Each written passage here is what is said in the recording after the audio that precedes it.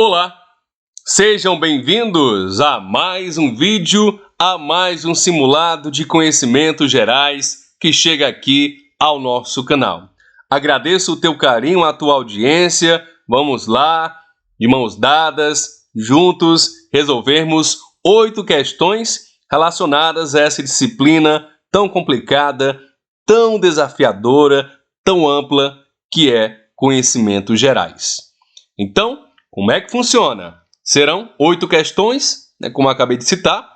Sempre que uma questão surgir na tela, você vai apertar pause, vai ler, responder e aí sim, depois de tudo isso, é que você vai voltar para cá para a gente gabaritar e revisar cada questão. Então, vamos lá. Sem mais conversas, resolver o nosso primeiro desafio que vem com a banca Fundatec e envolve arte e cultura. É preciso que eu suporte 2 ou 3 larvas se quiser conhecer as borboletas. O trecho se refere à famosa obra O Pequeno Príncipe. Quem foi o autor dessa obra? Então a gente gabarita aqui na letra E. Vou tentar falar aqui o nome dele da maneira correta. Antoine de Saint-Exupéry. Vamos lá com sotaque. Antoine de Saint-Exupéry é o autor de O Pequeno Príncipe.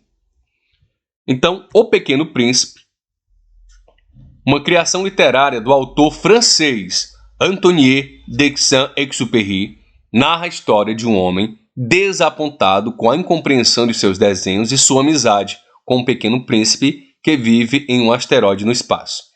O livro, cujo título original é Le Petit Prince, foi lançado pela primeira vez nos Estados Unidos em 1943. Apesar de ser inicialmente classificado como literatura infantil, o livro é notável por sua profunda filosofia e poesia. O Pequeno Príncipe é o terceiro livro mais traduzido do mundo, disponível em mais de 160 idiomas, e é um dos livros mais vendidos globalmente. Este clássico foi adaptado várias vezes, tanto para o cinema quanto para produções teatrais e musicais, e sempre aqui ao final da explicação a gente tem as fontes que foram utilizadas para a construção de todas essas informações que chegam para a resolução de cada questão. Vamos lá? Instituto Referência. É questão que envolve guerras e conflitos. 2 países da América do Sul encontram-se num possível conflito por anexação ou não de território. Quais são esses países? A gente está falando aqui do conflito Venezuela versus Guiana. Então, o território reivindicado pela Venezuela é de cerca de 160 mil quilômetros quadrados, com a população de 125 mil habitantes. A gente está falando de Essequibo. A Guiana controla a área reivindicada pela Venezuela desde o ano de 1966, quando a Guiana alcançou a independência do Reino Unido. Em 3 de dezembro, o governo de Nicolás Maduro, 3 de dezembro de 2023, o governo Maduro realizou um referendo para reafirmar os seus direitos sobre o território de Essequibo.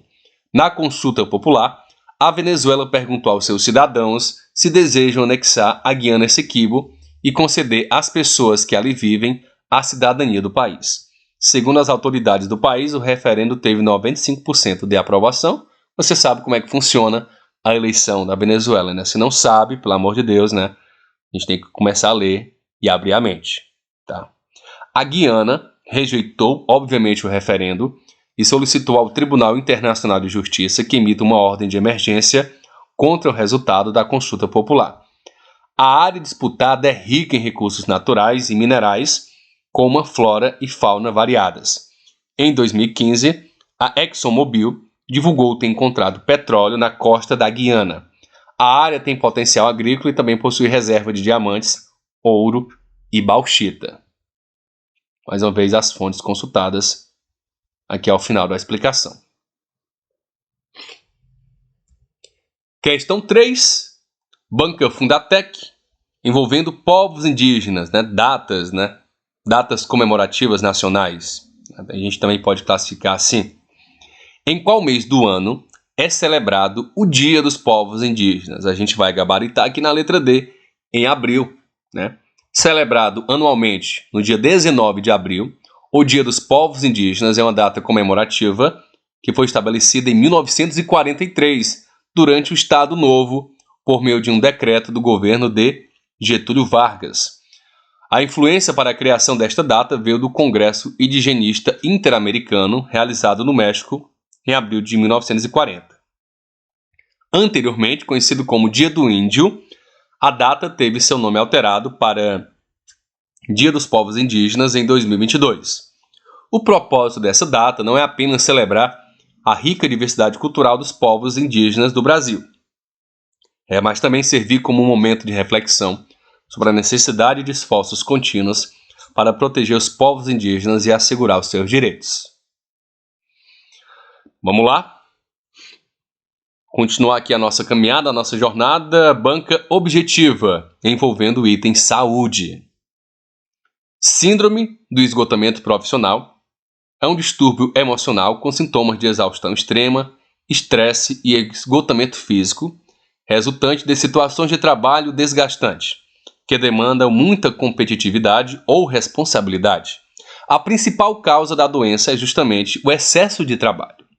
Tal síndrome, relatada no enunciado, também pode ser chamada de síndrome de burnout. Gabarito, letra C. Então, a síndrome de burnout, também conhecida como síndrome do esgotamento profissional, é um transtorno emocional que se manifesta como resultado de condições de trabalho estressante e exaustiva.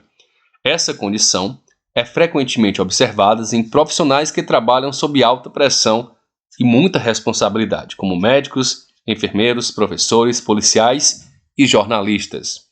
Os sintomas da síndrome de burnout podem ser físicos, psicológicos ou emocionais, e incluem exaustão mental e física, dor muscular, problemas cardiovasculares, disfunção sexual, pensamento suicida, insônia, dificuldade de concentração, perda de apetite, irritabilidade e agressividade, lapsos de memória, baixa autoestima, desânimo e apatia, negatividade constante, sentimento de derrota, fracasso, insegurança, isolamento social, pressão alta, tristeza excessiva, etc. e etc. Um resumo aí dos sintomas da síndrome de burnout.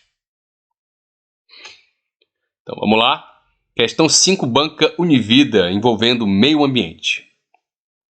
O Laninha pode ser compreendido como um fenômeno climático caracterizado, pelo resfriamento das águas do Pacífico. Eu tenho o El Niño e o Laninha. A questão cobra o Laninha. Então a gente vai trazer justamente a explicação desses dois fenômenos para a gente não se confundir mais.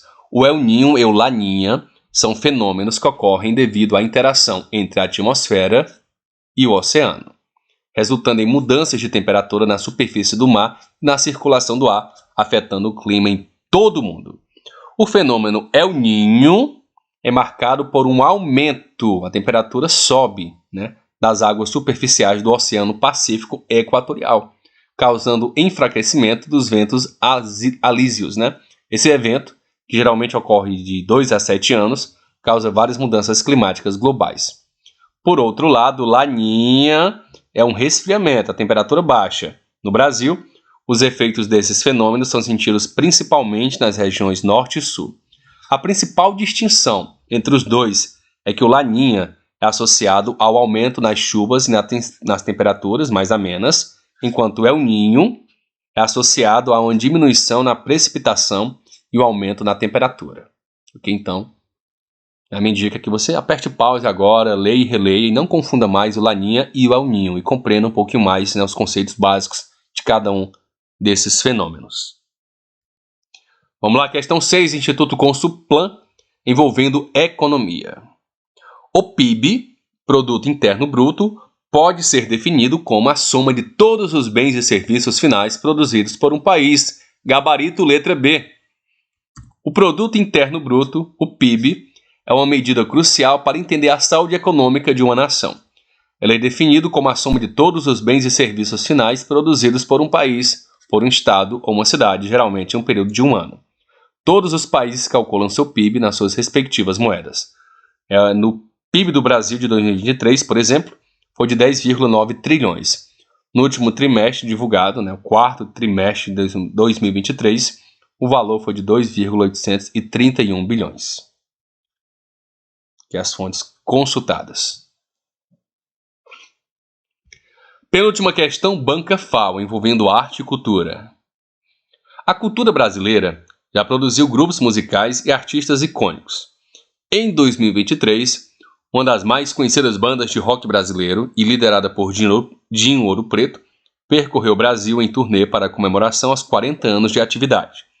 Qual das alternativas abaixo se refere a esta banda? A gente gabarita aqui na letra E, Capital Inicial, Dinho Ouro Preto. Pelo amor de Deus, não erre esse tipo de questão.